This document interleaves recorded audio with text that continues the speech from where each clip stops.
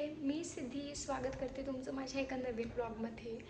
Literally खूप दिवसानंतर मी blog start करते आहे आणि माझा ट्रायपॉड ॲक्च्युली तुटला होता, सो मी रिसेंटली आताच बाय केला आहे आणि हा इतका अफोर्डेबल आहे, बजेट फ्रेंडली आहे। याची लिंक हवी असेल तर खाली कमेंट करा। आत्ता सध्या तरी मी खूप एनर्जीने ब्लॉग स्टार्ट केला आहे। आता तो किती दिवस ही एनर्जी टिकती आहे काय माहिती। तर सध्या पितृपक्ष चालू आहे आणि काल आमच्या घरी पित्र होते। सध्या भांड्याचा खूप पसारा झाला आहे, तर आता ती फक्त भांडी मला ट्रॉलीमध्ये लावायची आहे आणि त्यानंतर स्वयंपाक झाला आहे, शिव स्कूलला गेला आहे आणि आता हे सगळं मला आवरायचं आहे।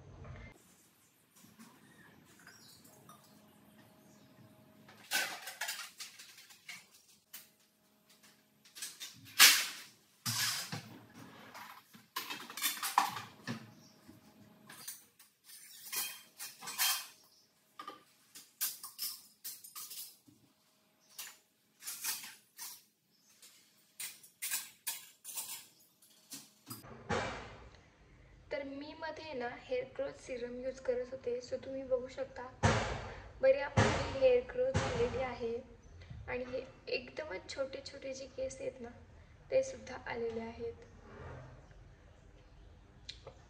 हे इतके छोटे आहेत ना की हे मागे बसतच नाही, त्याच्यामुळे खूप विचित्र दिसते, पण खरंच हे न्यू हेअर ग्रोथ झालेली आहे मला आणि ते सिरम खरंच माझ्यासाठी खूप उपयोगी ठरलेलं आहे। त्याचा रिव्ह्यू तुमच्यासोबत शेअर करायचा राहून गेलाय, सो तो लवकरच मी त्यावर एक व्हिडिओ बनवेल। टाडा, कोण आहे? लाडू आहे।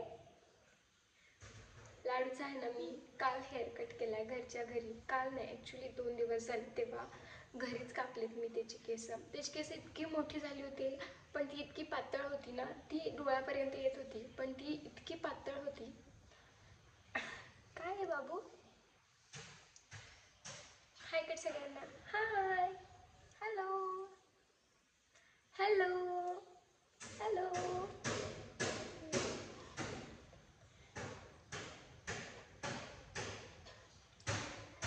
खूप दिवसांनी आज लाडूला ट्रायपॉड दिसलाय, त्यामुळे तो इतका खुश होतोय। काय बाबू?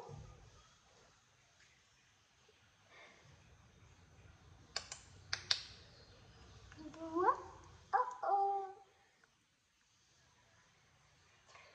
पकडतो तू नको घेऊस।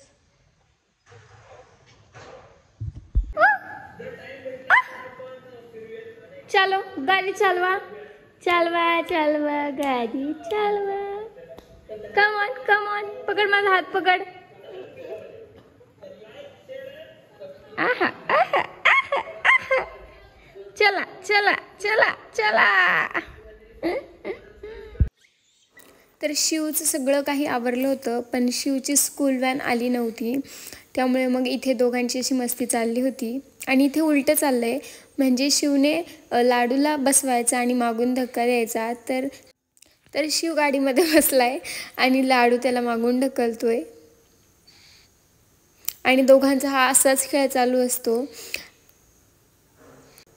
एखादी वस्तू एकाने बघितली ना की मग ती दोघांना हवी असते, नाहीतर मग ती अशीच पडून असते। उठली बाबू, उठला तू, चल बाबू। तू का टिक्की लावली का? तू टिक्का लावला तू? तर आज मी मेदू वडा, उडदाचे वडे बनवणार होते। तर त्यासाठी मी सकाळी डाळ भिजत घातली होती आणि आता ती बऱ्यापैकी भिजली होती। डाळीला फार वेळ भिजवायची गरज लागत नाही आणि इथे मी खोबरं, हिरवी मिरची त्याचं वाटण करून घेतलं होतं चटणीसाठी आणि इथे सुद्धा डाळ भिजली होती आणि मी ती वाटून घेतली मिक्सरला। आणि हे अगदीच खायच्या टायमाला करायचे होते, कारण की थंड झाल्यावर मग ते छान लागत नाही, त्यामुळे मग मी ही बाकीची सगळी तयारी करून ठेवली होती। मला फक्त चटणीला फोडणी द्यायची होती आणि वडे तळायचे होते, तेवढंच काम मी बाकी ठेवलेलं होतं।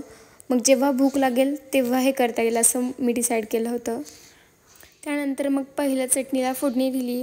फोडणीसाठी तेल गरम केलं, त्यात मोहरी, जिरं आणि कढीपत्ता याची फोडणी दिली। त्यानंतर त्यामध्ये खोबऱ्याचं जे वाटण केलं होतं, खोबरं, थोडीशी खायची डाळ आणि हिरवी मिरची एवढंच वाटलेलं होतं. थोडंसं मीठ टाकलं आणि चटणीला फोडणी दिली आणि त्यानंतर मग चटणी एका साईडला ठेवली आणि लगेचच मग मी वडे तळायला घेतले. तर डाळ आता मी पहिलीच वाटून ठेवली होती. तर मग ज्यावेळी वडे करायचे त्यावेळी मी यामध्ये मीठ ॲड केलं आणि थोडासा बेकिंग सोडा ॲड केला, ज्याने वडे फ्लफी होतील, थोडेसे फुगतील.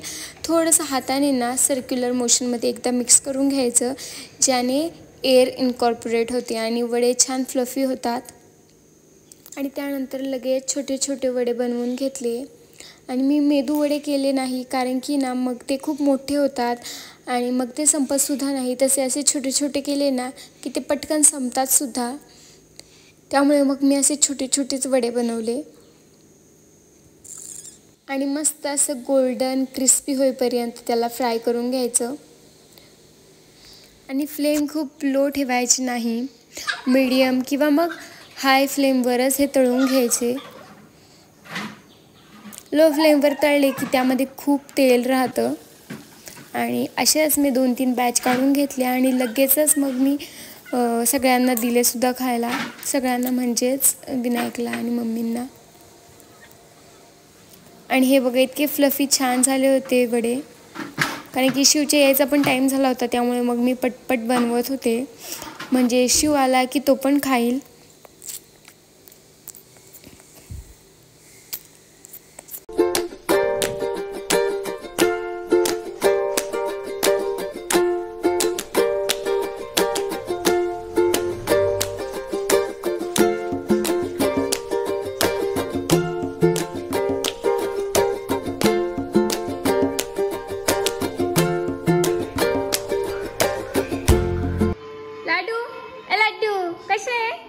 छान छान छान छान छान छान, वा वा, छान छान. आवडलं तुला?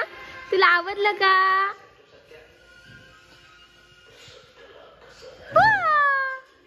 लाडू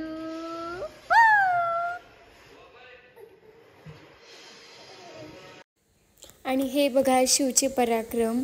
कुठलीही भिंत त्याने सोडलेली नाही आहे. प्रत्येक ठिकाणी पेन्सिल, क्रेयॉन्सने काही ना काहीतरी असं ड्रॉइंग करून ठेवलेले आहेत.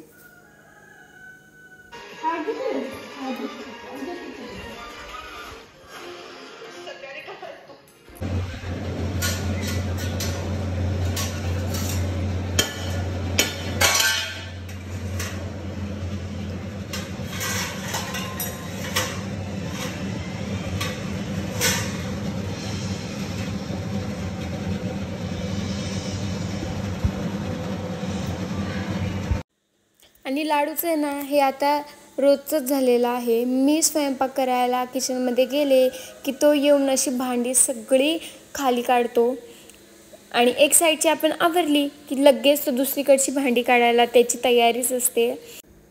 लाडू उठला की तो पसारा घालणार आणि तो झोपला की मी ते सगळं आवरून ठेवणार आणि तो उठला की पुन्हा ते सगळं जसं होतं तसंच होतं. पण त्याला जर काही करू नाही दिलं ना की मग तो सतत माझ्या मागे लागतो की मला घे. त्यामुळे मग मला स्वयंपाक करता येत नाही. त्यामुळे मग मी त्याला काय करायचं ना ते करू देते. त्याला कुठे खेळायचं तिकडे मी खेळू देते आणि एकदा की माझं सगळं आवरलं की मग मी त्याला घेते. तो शिव आत्ता स्कूलमधनं आला आणि युनिफॉर्म काढला, कपडे चेंज केली, थोडंसं खाल्लं आहे आणि लगेच पळाला. ॲक्च्युली त्यांचा लंच टाईम आहे ना तर थोडासा लेट असतो, त्यामुळे मग त्याला फारशी भूक नसते घरी आल्यावर आणि तो टिफिन बऱ्यापैकी संपूनच येतो. थोडंफार शिल्लक असतं कधी कधी, तर ते सुद्धा नसतं. काय आणि लाडू सारखा हट्ट करतो की त्याला फोन हवाय. सो जेव्हा केव्हा मी ब्लॉग करायला घेते ना तर त्याला फोनच हवा असतो. काय काय लाडूला आता झोप येते सो त्यामुळे तो थोडीशी चिडचिड करतोय. काय तुला गाय आली का? तर आता मी लाडूला झोपवते आणि मला आहे ना ॲक्च्युली एक आय मेकअप शूट करायचा होता, सो नवरात्रीसाठी स्पेशल, पण मला काही टाईमच मिळत नाही आहे.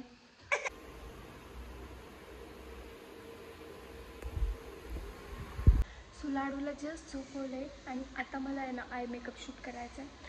आणि पटकन मी ना सगळं जे काही मला मेकअपचे प्रोडक्ट्स लागतात तिथून ते पटकन मी वरती आणते, कारण की इथेच चांगली लाईटिंग येते. सो मला इथेच शूट करायचं, म्हणूनच मी लाडूला इथेच झोपवलं. तिथं झोपला म्हणजे मला लगेच कळेल